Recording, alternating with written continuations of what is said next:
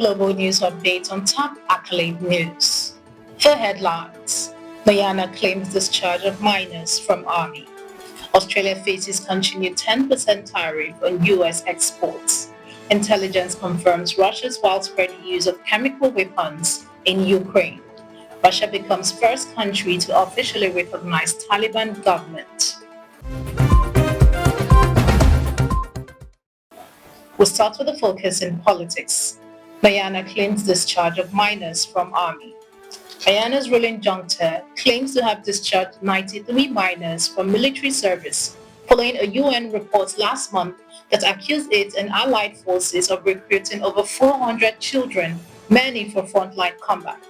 In a statement published in the state-run Global New Light of Myanmar, the junta said the miners were released after a verification process and provided with financial aid, although the timing remains unclear. The UN documented widespread recruitment of children in conflict zones, particularly in Rakhine State, where at least 300 minors were allegedly enlisted. Amid ongoing civil conflict since the 2021 coup, the junta continues to face mounting scrutiny over child soldier use, forced conscription, and human rights abuses. Turning to economy, Australia faces continued 10% tariff on US exports. Australian Prime Minister Anthony Albanese said on Friday that Australia will likely remain subject to the baseline 10% tariff on exports after a 90-day pause in reciprocal tariff expires next week.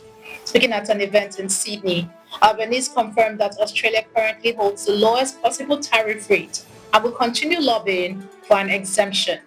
His planned meeting with US President Donald Trump at the recent G7 summit was cancelled due to global tensions, but Albanese expressed optimism about future opportunities for direct talks before the year ends. Moving to international relations, intelligence confirmed Russia's widespread use of chemical weapons in Ukraine. Dutch and German intelligence agencies have confirmed widespread and intensifying use of banned chemical weapons by Russian forces in Ukraine, including deploying choking agents via drones to flush soldiers from trenches, prompting calls for tougher sanctions. Dutch Defense Minister and intelligence chief said the evidence independently gathered showed Russia's use of chemical warfare is becoming a normalized and systemic battlefield tactics, with over 2,500 Ukrainian troops reporting chemical-related injuries and at least 3 deaths linked to such attacks. The agencies allege Russia is running a large-scale program involving chemical weapons and soldier training, as Germany's BND corroborates the findings.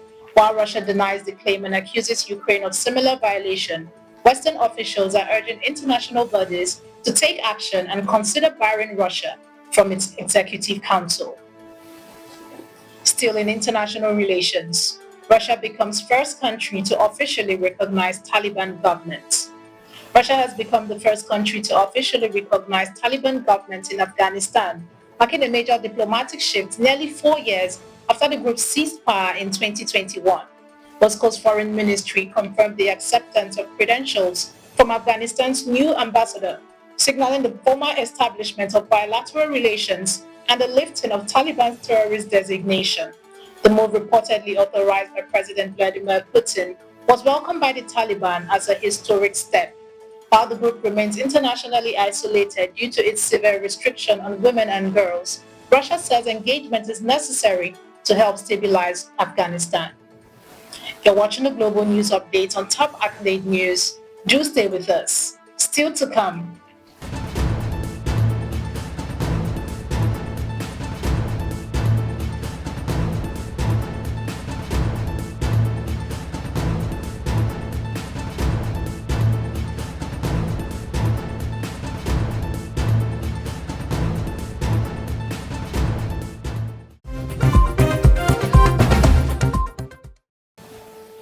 Thanks for staying with us.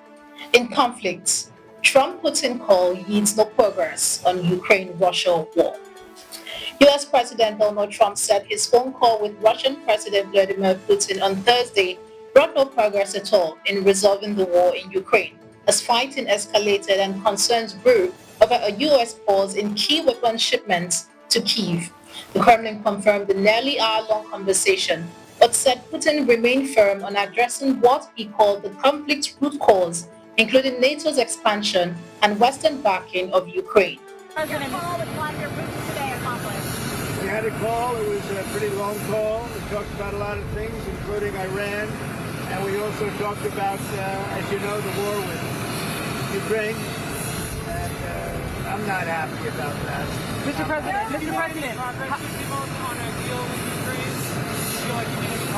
No, I didn't make any progress with it today. Mr. President, how much growth can the country expect from the one I think we're going to get great growth. I think we'll have growth. The pause in U.S. military aid has alarmed Ukrainian officials who warned it could weaken their defenses amid intensifying Russian strike. While diplomatic efforts remain stalled, both leaders avoided discussing any direct summits, and Russian officials continue to push for bilateral talks with Kyiv, resisting broader negotiations involving Western powers. Turning to security, Pakistan Army kills 30 militants in border clash. Pakistan military said it has killed 30 militants from the Pakistan Taliban and its affiliates over the past 3 years, thwarting what officials called a major cross-border infiltration attempt from Afghanistan. The announcement follows a deadly suicide bombing in the same region that claimed the lives of 16 Pakistani soldiers. Prime Minister Shehbaz Sharif praised the military's efforts and reiterated the government's resolve to eradicate terrorism, while once again accusing India of backing the militants. The operation also resulted in the seizure of weapons and explosives amid rising border tension and a surge in violence since the Taliban's 2021 takeover of Afghanistan. In entertainment, Katy Perry and Orlando Bloom confirmed split after 6-year engagement. Pop star Katy Perry and actor Orlando Bloom have officially ended their relationship 6 years after getting engaged, confirming the split in a joint statement released through their representatives. The couple, who began dating in 2016 and share a 4-year-old daughter, said they have been shifting their relationship over the past many months to focus on co-parenting, emphasizing love, stability, and mutual respect. The announcement follows a challenging year for Perry, whose latest album received a lukewarm response and whose recent space trip drew online backlash. Both Perry and Bloom have pledged to remain united as a family for their daughter, Daisy Love. Now in sports, Mexican boxer Julio Cesar Chavez Jr. arrested in Los Angeles. U.S. immigration officials have arrested Mexican boxer Julio Cesar Chavez Jr.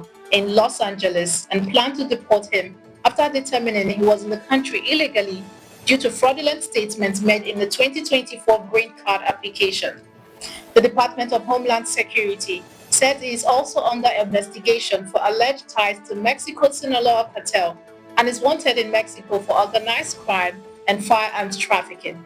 His lawyer has denied the allegations, calling the arrest politically motivated and claiming his client is innocent. The 39-year-old former WBC middleweight champion has a career record of 54 wins, 6 losses, and 1 draw. That concludes our global news updates for today. Stay tuned for more global news and developments. Thanks for joining us. I am Ojorumi Okucha. Connect and engage with us on all our social media handles.